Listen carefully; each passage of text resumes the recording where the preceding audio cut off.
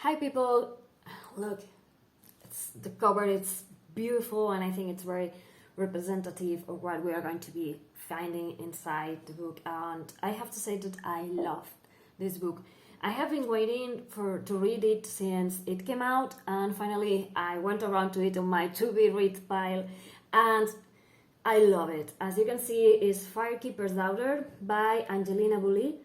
And I have to say that I did love this one. As you can see, it's full of posits, and there's lots of things that I love about this book. But the first thing and the most important thing is that I learned a lot reading this book about indigenous people, their culture, their traditions, the way they live nowadays. And I didn't know, for instance, I didn't know about enrollment. I didn't know what it will imply. Daunis, our main character, reflects if sometimes when someone wants to enroll, or when an indigenous person is talking with other indigenous person, that sometimes you are too little indigenous, too much indigenous, your color of skin it's too white or it's too red, or depending on which side you are on the balance. And it made me think a lot, and as I say, I did learn a lot. And there is something that the author says at the end about how when we study indigenous people, and usually it's the things that happen in the past, and we know very little about the things that are actually happening. And in my case, I have to say that's true, because when I was in the university, I did this research, I don't know how it's said in English now, but I had to do this work of research, and I centered that in indigenous people and the colonization they had, the trial of tears, all of that. And I remember that at that time I met a South American Indian who explained some things to me, but we talk about the past more than the present, and the actual moment.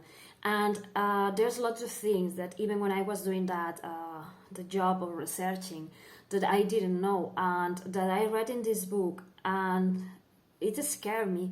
It scared me to think that certain things were allowed, and that certain things are still happening now. And one of those things that really surprised me, it's something that's talked in the book about when kids were stolen from their own families and they were given to other families, and these other families cut their hair and try to erase their own culture and everything. And I find this horrible, how you can steal kids from their own mothers, fathers, families. That's horrible. And how there's this moment in which, even though it's not happening now, Daunis is with a grandmother or an auntie, I don't remember exactly, and when there is the bell tolling, it's like you hide and she gets the rifle, and it's like no one is taking you away. And the impact that these kind of things had on those families, and the fact that they still tell these stories, because it's very important to know where you come from. And there's lots of things in this book that really makes you think. Also, I love that it talks about the spirituality they have, about the offerings they make, about the customs they have, the culture, the meetings that go together, the purpose. For me, it was amazing to learn about all of these things. And only for this, I have to say that this book is amazing. But also the story, it's amazing too. We're going to be following our main character, Daunis. She's a very candid character. I love that she is real. I mean, that she feels like a real person. Like, she was telling me this story, in a bar, drinking a beer or whatever, and she was telling me this happened to me. Because she feels so real, so fleshed out. It's amazing. I mean, we have this character, she's in a tough moment in her life. One of her grandmothers is in the hospital, and she has to decide if she goes to university outside or if she remains home. And she's suffering because she's afraid that if she leaves, her mother is going to be having a hard time with everything that's going on, because her uncle has also died recently. So she's a character that comes as very candid, because you can understand all her struggles. She's growing up, but she finds herself constricted by the things that are happening around her. Plus, she's going to be involved in a very awful situation, something that's going to happen to her that's going to affect her very closely. and I love how she keeps going on, and this book is going to wrestle with lots of things: colonialism, identity, what makes you you. I love that sometimes she wants to enroll, maybe she doesn't, but there comes a moment in which I don't need you to tell me if I am Indian or not, because I know who I am, I know how I feel, I know where I belong. And I love that we have all this take about identity, not only with our main character, but with other characters. And we have this main character called Downey, and she's going to meet this guy called James. And I will explain lots of things about this book, but I don't want to, because I don't want to make spoilers, because I went into this book knowing very little, knowing it was like this kind of thrillery.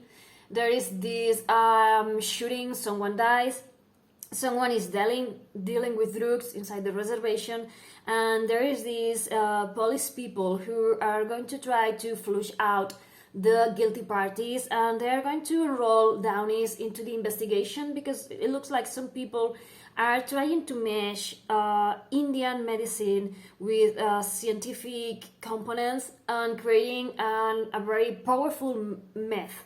So they're going to enroll Daunis to see if she can help and she can offer like an insider point of view. And she's going to be, there's moments in which she's going to be very conflicted, because she knows that she's helping, find who the guilty party is, and she's trying to save lives of the people in the reservation.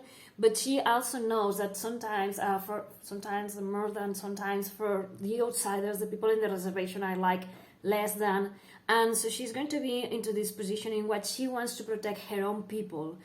And, there's times in which she's going to be juggling her role, her life, who she is, with the fact that she's helping outsiders. And it's, you have to read the book to just fully submerge yourself into the experience, because for me it was amazing the way in which Daunis explained things to me, in the way she allowed me to follow her line of thought and to understand where she's coming from.